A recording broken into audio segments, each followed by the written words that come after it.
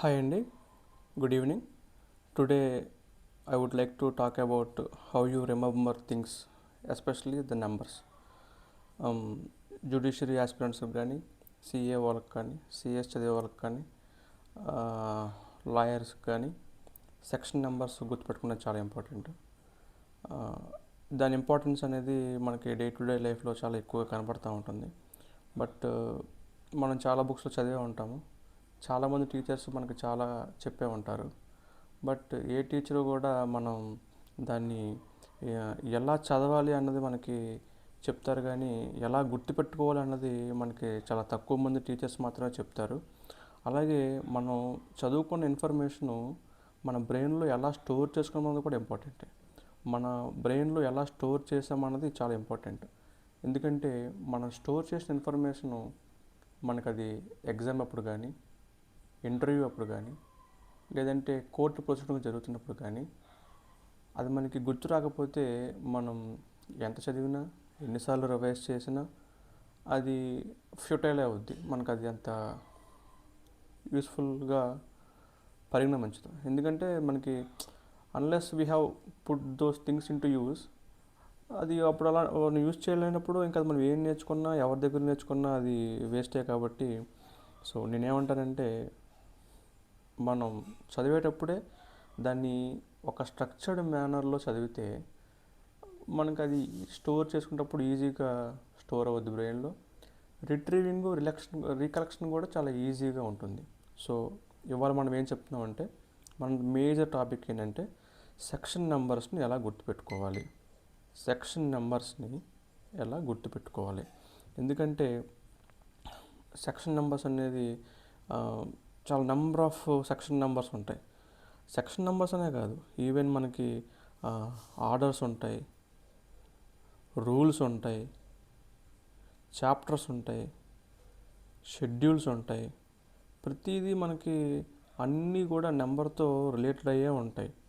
మనం ఆ నెంబర్ని ఎగ్జాక్ట్గా గుర్తుపెట్టుకోలేకపోతే అది చాలా బ్లండర్ మిస్టేక్ అయ్యేలా అవుద్ది. సో మనకి ఈ ఆర్డర్స్, రూల్స్, సెక్షన్స్ అనేది ఎక్కడెక్కడ వస్తాయి అనేది మనకి ప్రతి యాక్ట్లోనూ వస్తాయి. మనకి కాంట్రాక్ట్లో కానీ, సేల్ ఆఫ్ గూడ్స్ యాక్ట్లో కానీ, టీపీఏలో కానీ, IPC, CPC, CrPC, income tax act, ఏ యాక్ట్ తీసుకున్నా మనకి అన్నిటిలోనూ సెక్షన్ నెంబర్స్, చాప్టర్స్ ఇవన్నీ కామన్గా కనపడుతూనే ఉంటాయి. సో మనం వీటిని ఎలా గుర్తుపెట్టుకుంటాం అన్నది దానికి కట్టుకుని చిన్న టెక్నిక్ ఒకటి, దీన్ని ఇంగ్లీష్లో పెగ్ సిస్టమ్ అంటారు. దీని ద్వారా మనం దీన్ని కొంచెం చిన్న చిన్న మార్పులు చేసి మన తెలుగులోకి కన్వర్ట్ చేసుకొని మనం దాన్ని వర్డ్స్ కింద మార్చుకొని మనం గుర్తుపెట్టుకోవచ్చు.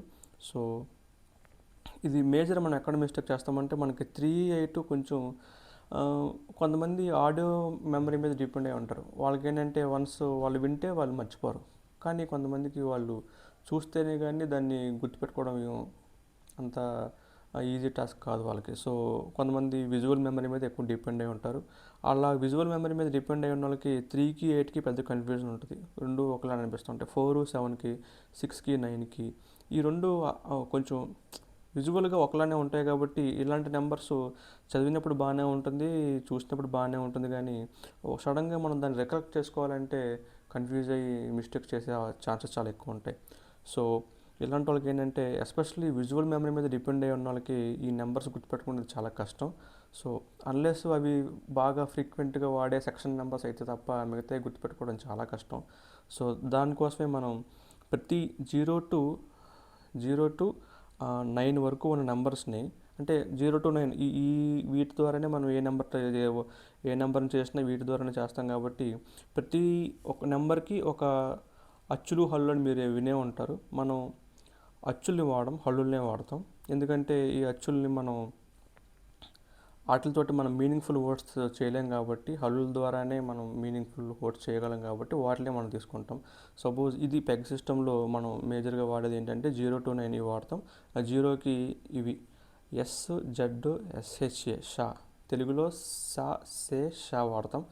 ఇది మనం ఏంటంటే ఇవి మీరు ఒక 1 to 5 టైమ్స్ చూస్తే మీకు ఈజీగా వీటిని మీ అంతటా మీరే సొంతంగా వర్డ్స్ తయారు చేయగలుగుతారు. 1 ఎప్పుడు వచ్చినా మీరు ఏం వాడాలంటే టీ కానీ, డి కానీ, అది తెలుగులో టా కానీ, డా కానీ. అలాగే నెంబర్ 2కి నా అన్న వర్డ్ని మనం వాడతాం. ఎన్, తెలుగులో అయితే నా వాడతాం. 3 అనే నెంబర్కి ఇంగ్లీష్లో ఎం, తెలుగులో మా. అదే డిజిట్ 4కి ఏంటంటే లెటర్ ఆర్ కానీ తెలుగు అక్షరం రా కానీ వాడతాం. అదే నెంబర్ 5కి ఇంగ్లీష్లో ఎల్, అలాగే తెలుగులో లా వాడతాం. నెంబర్ 6కి జీ, జే వాడతాం. అదే తెలుగులో అయితే గా, జ వాడతాం. 7కి కే, చా వాడతాం. అదే కా, చ. అది నెంబర్ 8కి ఎఫ్, వి, తెలుగులో ఫా, వా. అలాగే నెంబర్ 9కి పి, పి, అదే తెలుగులో పి, బి. సో ఇవేంటంటే ఇది మీరు గూగుల్లో పెగ్ సిస్టమ్ అని కొడితే చాలా వస్తాయి. సో దాన్ని నేను కొంచెం తెలుగులో మన వాళ్ళకి అర్థమయ్యేలాగా కొంచెం మార్పులు చేర్పులు చేసి ఇది ఫైనలైజ్ చేసుకున్నాను. దీన్ని మీరు ఎలా వాడాలో చిన్న ఎగ్జాంపుల్ చూపిస్తాను. ఇప్పుడు మీరు చాప్టర్ 5 ఆఫ్ కాంట్రాక్ట్ యాక్ట్లో క్వాజీ కాంట్రాక్ట్స్ గురించి మీరు చూసే ఉంటారు. ఈ కాంట్రాక్ట్ యాక్ట్ అనేది సిఏ వాళ్ళకి, సిఎస్ వాళ్ళకి, సిడబ్ల్యూఏ వాళ్ళకి, లాయర్స్కి, ఎల్ఎల్బి చదివే వాళ్ళకి అందరికీ ఇది కామన్గా వాళ్ళ లైఫ్లో ఒకసారైనా కాంట్రాక్ట్ యాక్ట్ చూసే ఉంటారు. కాంట్రాక్ట్ యాక్ట్లో సెక్షన్ 68 నుంచి 72 వరకు క్వాజీ కాంట్రాక్ట్స్ గురించి చెప్తూ ఉంటుంది. ఈ క్వాజీ కాంట్రాక్ట్స్ని ఈ సెక్షన్ 68 నుంచి 72 అన్లెస్ మీరు బాగా వెల్వర్స్డ్ విత్ టాప్ ర్యాంకర్స్ అయితే మీకు ఈజీగా గుర్తుంటుంది. But I'm not concerned about toppers, I'm only concerned with the back benches like me. So వీళ్ళ కోసం ఇది ఎలా గుర్తుపెట్టుకోవాలి, నెంబర్ 68ని ఎలా గుర్తుపెట్టుకోవాలి. 68ని ఇక్కడ మనం 6 అంటే ఇక్కడ మనం చూసాం, 6ని దేంతో చూస్తాము, 6ని మనం జీతో కానీ జేతో కానీ చూస్తాం. సో 6 వచ్చినప్పుడు జే చూస్తాం, 8 వచ్చినప్పుడు వి కానీ ఎఫ్ కానీ చూస్తాం. సో జే అండ్ వి తోటి మనకు ఒక వర్డ్, ఇంకా మనం మిగతా ఏ వర్డ్స్ వాడకూడదు. అచ్చులైన ఏమీ కూడా మనం వాడకూడదు. ఓన్లీ వీటితోనే మనం ఈ ప్రొనౌన్సియేషన్ వచ్చేలాగానే ఆ వర్డ్ ఉండాలి. సో నేనేం చేశానంటే జీవి అనే వర్డ్ క్రియేట్ చేశాను. మీరు చూడండి, ఈ అనేది మనకు అంత కౌంట్ కాకూడదు. సో జేకి, వికి, జీవి, సప్లై ఆఫ్ నెసరీస్, ప్రతి జీవికి నెసరీస్ సప్లై చేయడం అనేది నెససరీ కాబట్టి నేను అలాగా సింపుల్ పెగ్గోడ్ అన్నమాట జీవి. సో జీవి నుంచి స్టార్ట్ అవుతాయి, జీవి నుంచి మనకి క్వాజీ కాంట్రాక్ట్స్ స్టార్ట్ అవుతాయి. జీవి, ప్రతి జీవికి సప్లై ఆఫ్ నెసరీస్ ఇంపార్టెంట్. సో ఈ లింక్ దీనికి లింక్ అవుతుంది, మ్యాచ్ అవుతుంది. అలాగే సెక్షన్ 69, 6 అంటే మనం ఏమనుకున్నాం, ఇక్కడికి వస్తే 6 అంటే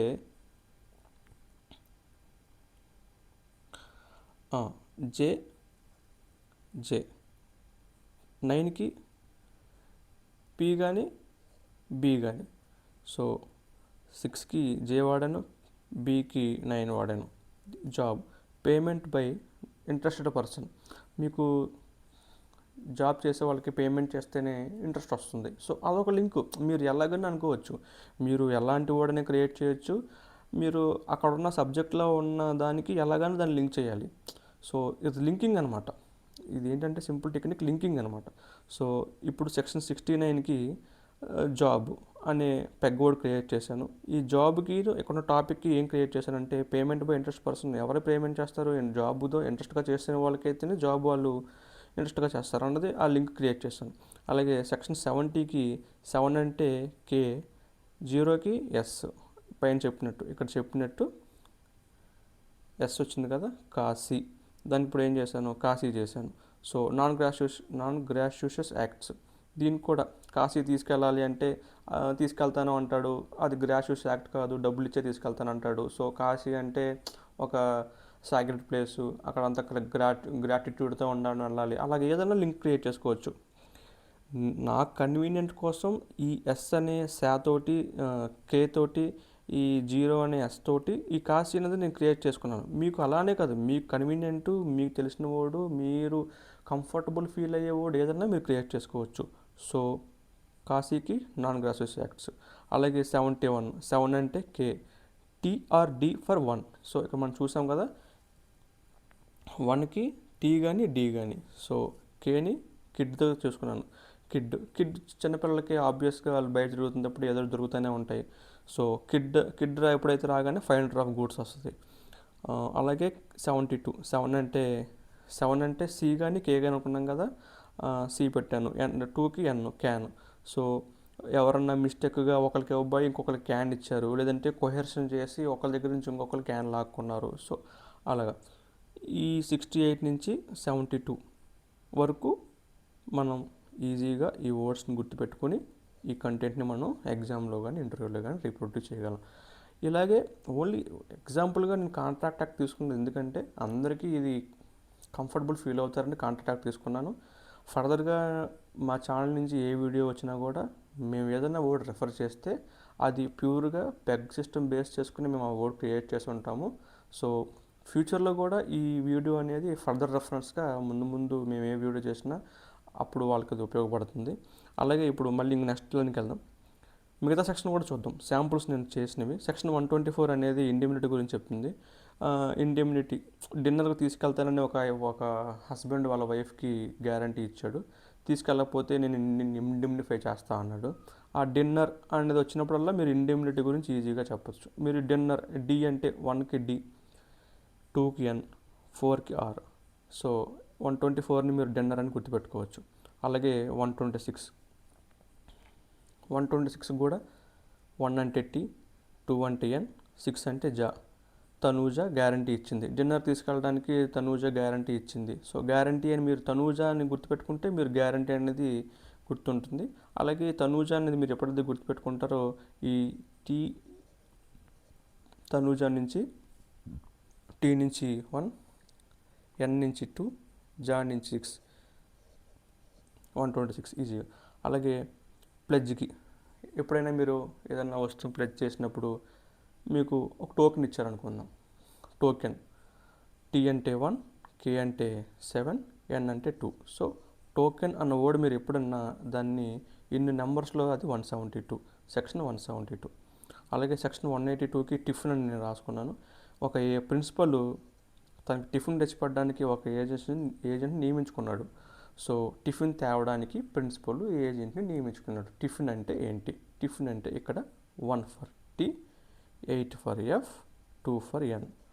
ఈ టీఎఫ్ఎన్ తోటి ఒక మీనింగ్ఫుల్ వర్డ్ మీరు ఏదైనా క్రియేట్ చేయొచ్చు. బట్ నాకు ఈ ఏజెంట్ ప్రిన్సిపల్ కూడా లింక్ అయ్యేలాగా టిఫిన్ అనేది క్రియేట్ చేసుకున్నాను. ఇప్పుడు మీరు మిగతా వర్డ్స్ కూడా మీరు క్రియేట్ చేయొచ్చు. ఎనీ నెంబర్ ఆఫ్ వర్డ్ మీరు సపోజ్ ఒక మనిషి నేమ్ రాజు అనుకుందాం. రాజు దాన్ని వర్డ్స్లోకి ఎలా మార్చచ్చు? ఆర్ అంటే 4, జే ఫర్ 6. సో 46. ఎక్కడన్నా మీకు సెక్షన్లో 46 వచ్చినప్పుడు మీరు రాజు అన్న వ్యక్తిని మీరు తీసుకోవచ్చు. అలాగే నేను ఐపీసీలో కొన్ని సెక్షన్స్ ఉన్నాయి. ఐపీసీలో కొన్ని సెక్షన్స్ సపోజ్ ఐపీసీలో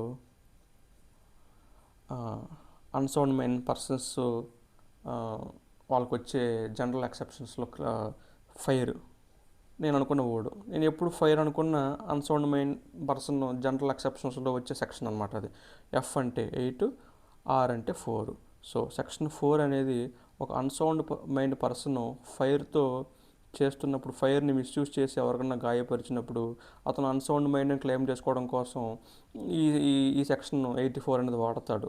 సో నేను ఎలా గుర్తుపెట్టుకున్నాను? అన్సౌండ్ మైండ్కి ఈ ఫైర్ని ఎలా లింక్ చేశాను అనేది ఇక్కడ 84, 8 అంటే ఎఫ్, ఆర్ అంటే 4 తోటి 84 తోటి అక్కడ ఉండే సెక్షన్ 84లో అన్సౌండ్ మైండ్ పర్సన్ 84 నేను ఫైర్ అనే వర్డ్ తోటి 84 నుంచి ఫైర్ అనే వర్డ్ జనరేట్ చేసుకున్నాను పెగ్ సిస్టమ్ ద్వారా.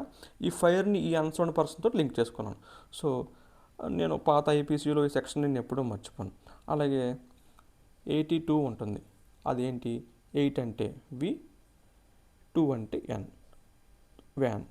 ఇదేంటంటే చిన్నపిల్లలు డోలీ ఇన్ కెపాక్స్ అప్ బిలో 7 years వాళ్ళకి జనరల్ ఎక్సెప్షన్ అనమాట.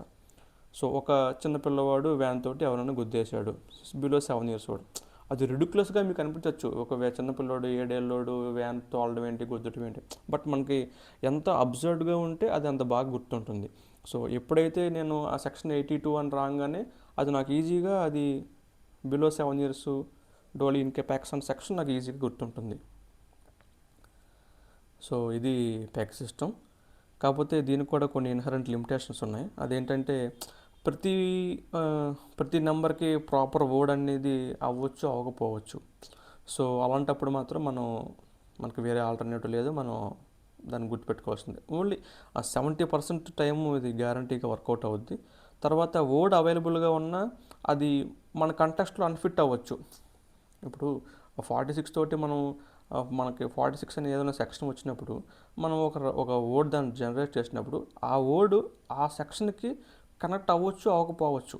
సో కనెక్ట్ అయితే మనకి దానికి రీకలెక్షన్ రిటెన్షన్ బాగుంటుంది. కనెక్ట్ అవ్వకపోతే అది 50% ఎఫెక్టివ్గా అని నేను చెప్తాను.